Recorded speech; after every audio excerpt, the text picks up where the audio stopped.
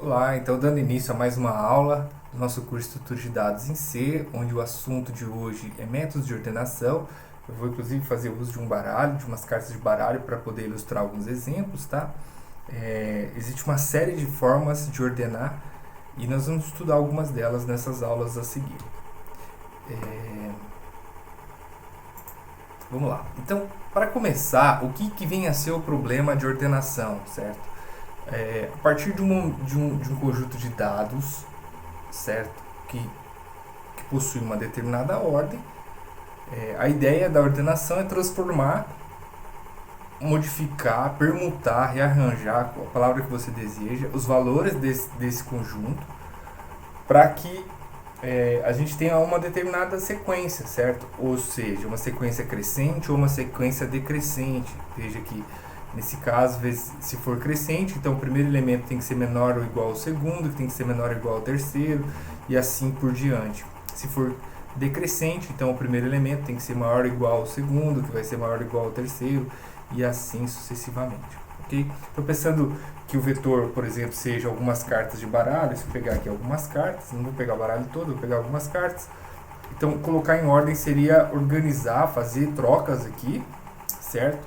De tal modo que ao final todas as cartas vão estar numa sequência, vão seguir uma determinada sequência, tá bom? Não é o caso aqui, por enquanto, né? Mas a gente vai falar das formas, vamos pensar um pouquinho nos métodos que permite esse tipo de operação. Talvez vocês já conheçam alguns, talvez já tenham usado um ou dois, mas nós vamos falar de uma série deles, depois discutir qual é melhor, por quê, em que situação usar cada um desses métodos. Em termos de programação, já aqui dando uma ênfase um pouquinho mais para a programação, é interessante que esses métodos eles possuem alguns comportamentos, possuem algumas operações que são comuns. Então, uma delas é a operação de troca, certo? Então, eventualmente, eu preciso fazer trocas dentro do meu vetor. Então, uma forma de fazer essas trocas é por meio dessa função, certo? É uma função que recebe dois ponteiros, ou seja, vai fazer troca de duas variáveis. Poderia ser diferente essa função, ela poderia receber o vetor e dois índices e fazer a troca por esses índices, tá? Mas na prática, o objetivo é o mesmo, a gente vai realizar a troca. Então, essa é uma função útil que a gente pode usar, vai usar entre os métodos, tá bom? Uma segunda função que pode ser útil é a função de imprimir. Eventualmente a gente vai querer testar os dados, vai querer visualizar o que está acontecendo. Então uma função imprime, ela receberia um vetor e ela mostraria os dados desse vetor. Veja que aqui eu estou usando o valor de n, tá? Onde n é uma constante que define o tamanho do vetor lá na sua declaração. Okay? Então n é uma constante nesse caso, está maiúsculo inclusive. Se eu não estiver usando n, então eu vou ter que usar aqui um tamanho para o meu vetor. Okay? Mas é basicamente isso. E a terceira função que pode ser útil aqui no dia a dia do nosso trabalho é a função de preenche, certo? Que vai preencher com dados aleatórios o nosso vetor. Aqui ela recebe o vetor e recebe qual é o valor máximo que eu desejo, e aí ela vai usar a função rend para gerar números aleatórios. No caso aqui eu vou sempre gerar números entre 1 e o valor máximo que eu solicitei. Se eu quiser a sua função, posso utilizá-la. No entanto, toda vez que eu executar o programa, ele vai gerar números aleatórios, mas vai gerar exatamente os mesmos números. Okay? Então, se eu quiser que esses números cada vez seja diferente, então lá no meu main, eu vou precisar colocar esse comando aqui, sRand time de null, que é para gerar uma nova semente, e aí sim ele gerar novos aleatórios a cada situação, o sRand seria um gerador de semente, né? Então, está passando ali um valor ali inicial, que é um valor de time, e aí a partir daí ele faz com que a cada instante eu tenha um valor diferente para o meu vetor. Isso caso necessidade de você quiser fazer essa variação, fazer variar um pouco mais. Se você quer ter uma constância, toda vez que executar ter o mesmo resultado, você ignora esse comando aqui, ok?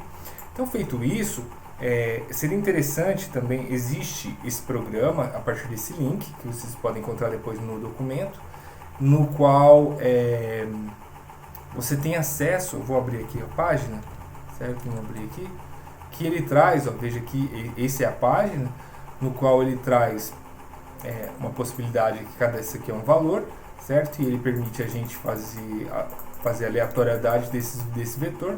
E aí você pode testar os métodos, tá? Verificar o funcionamento de cada um dos métodos. Por exemplo, o método bolha, que é o método que a gente vai começar, que é o mais simples talvez de implementar, certo? Ele vai mostrando aqui como funciona o método bolha, fazendo as comparações. Tem como até aumentar a velocidade um pouquinho para ficar mais rápido, né? E aí para você entender e investigar. Então seria muito importante que depois vocês acessem esse link e façam as simulações e vejam o funcionamento das simulações, tá? Eu não vou me ater eles agora, mas vou deixar como uma atividade para que vocês possam fazer para entender melhor todo o funcionamento desses métodos. Uma outra forma de testar, que é uma maneira que eu também utilizo, né, em sala, por exemplo, eu trabalho bastante dessa maneira, eu peço para os alunos trazerem cartas, e a gente pega as cartas, distribui na mesa, algumas cartas, e tenta simular o funcionamento do algoritmo. Como que o algoritmo funcionaria? Quais são as trocas que ele vai realizar? De que maneira ele vai fazer? E eu fazia isso fazendo alterações do tipo, olha, vamos ordenar crescente, vamos ordenar decrescente, para entender exatamente, para visualizar. Então, o fato da gente visualizar vai fazer com que seja mais fácil a implementação. Tá? Se você não conseguir visualizar, se você não conseguir replicar o funcionamento do algoritmo, dificilmente você entendeu o método e não vai conseguir, obviamente, programar esse método, tá bom? Eu vou trazer aqui os métodos já programados, mas durante as atividades a gente vai ter que modificar esses métodos, fazer pequenas alterações para suportar. Então, eventualmente a gente vai querer ordenar ao contrário, vai querer fazer uma busca ao contrário, ou tem alguma restrição, ou então eu tenho uma estrutura um pouco mais complexa, que não é apenas olhar uma única informação, mas eu quero olhar uma chave composta. Então a gente tem variações, mas para começar, talvez com as cartas sejam bem interessantes. Inclusive, então vamos lá, vamos começar com o Bubble Sort, é o método bolha. Esse método eu acredito que você já tenha implementado, certo? E ele é um algoritmo mais simples de ordenação e ele executa repetidas trocas de elementos adjacentes se estiverem em ordem errada, certo? Então ele é um método bastante interativo e ele percorre o vetor ou as cartas muitas vezes, no caso n vezes, que é a quantidade de cartas que eu tenho. Então eu vou percorrer todas essas cartas n vezes. Bom, a cada passo, a cada iteração, né, a ideia é que o maior valor é jogado lá no final, certo? Então toda vez que eu fazer uma interação completa, o maior valor está no final. Depois eu faço a segunda interação, então o segundo maior valor vai para o final, e assim por diante, certo?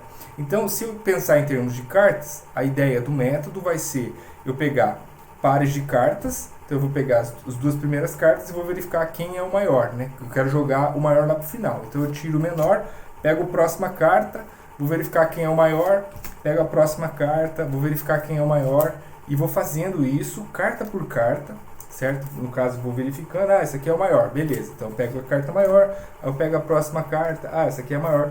E eu vou levando isso, eu vou levando essa carta até o final. Quando eu processar todo o baralho, a maior carta vai sobrar na minha mão.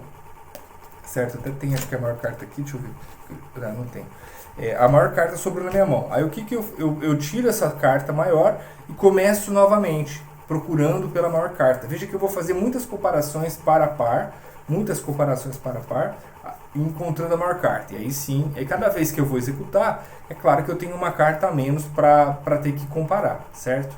Então, eu trouxe aqui uma simulação, né, do algoritmo, com 5 números, que são valores menores, que fica mais fácil de... Então, imaginem que isso aqui são cartas, certo? Então, na primeira iteração, isso aqui é o vetor original, a ordem como está as minhas cartas. O que vai acontecer? Isso aqui é a primeira iteração.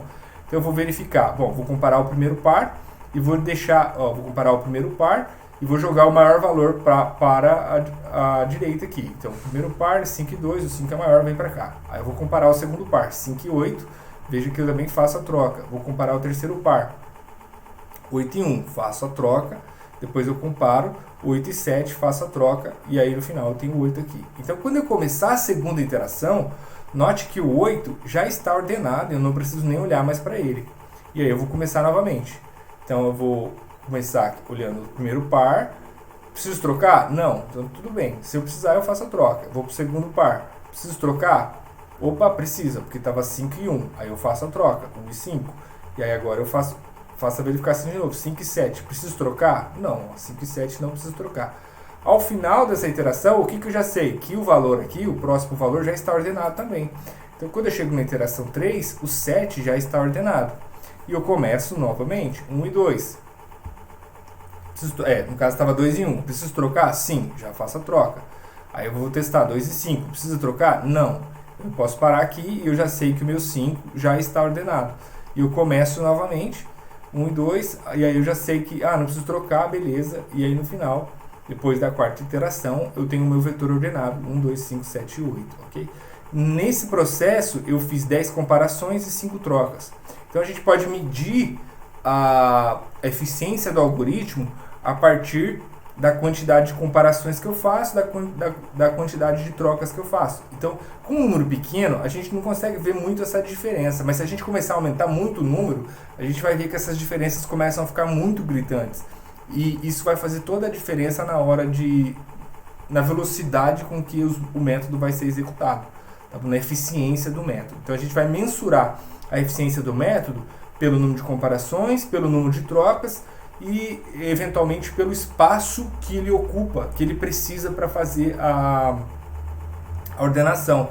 Veja que nesse caso, né, no método bolha, a gente utiliza apenas n espaços, porque é o próprio espaço do vetor. A gente não precisa criar vetores adicionais, dados adicionais para guardar a informação. Enquanto que outros métodos, eles podem fazer menos comparações, mas eles vão exigir o dobro de memória, por exemplo. Ou seja, eu vou precisar pegar o vetor e vou dobrar a quantidade deles para fazer de novo, e assim por diante. Então, nesse caso, é como se eu conseguisse ordenar as cartas tendo apenas as próprias cartas. Mas em outros casos, eu vou precisar ordenar as cartas e eu vou ter que ter tipo o dobro de cartas para poder fazer a ordenação, certo? Porque é a forma como o método trabalha. Então, o método bolha, eu acredito que vocês já conheçam, certo? E talvez já tenha implementado, mas vamos ver então, olhar como que funciona o método bolha. Então, eu começo com uma versão bastante simples, tá? E qual é essa versão? Eu vou ter 2 fors, certo? Então a ideia do método é, porque para cada iteração, se eu voltar aqui então para cada iteração, então eu tenho um for que é o for das iterações, e aí para cada iteração eu tenho que ir comparando os pares, que é o segundo for, que é o for alinhado, certo? Que vai comparando e vai, então o primeiro for começa em 0 e vai até n, o segundo for começa em 1 e vai até n, certo? Bom, e aí o que eu faço? Eu comparo sempre j-1 e o j, certo? Porque eu estou mexendo no j. Então, nesse caso aqui, é uma versão que não está otimizada, porque ela vai ficar fazendo comparações mesmo quando eu já sei que o meu vetor já está ordenado, ok? Então, eu estou comparando pares e pares, e aí toda vez que eu encontro um par no qual o da esquerda está menor que o da direita está menor que o da esquerda, eu faço a troca porque eu estou ordenando de forma crescente aqui. Bom, se eu quiser otimizar isso aqui, basta eu colocar um -1 aqui e o -i aqui. Por quê?